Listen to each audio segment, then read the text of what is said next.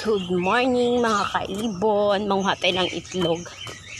Doon kasi nabasa na siya sa ulan. So kailangan ko na kunin ito mga kaibon. Dito.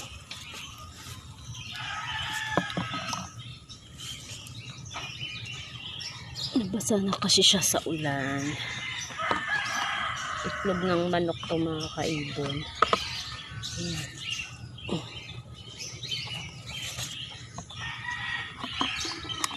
Laki pangkain ito lahat mga kaibon.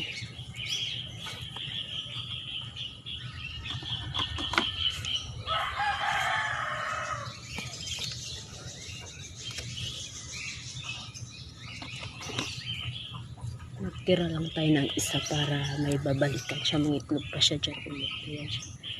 Ayan, bali ilan to? 2, 5, 6, 8, 9. Nagtira lang tayo ng isa para mangitlog pa siya ulit dyan. So may pang-ulam na tayo. Yan. Pangkain lang namin to mga kaibon.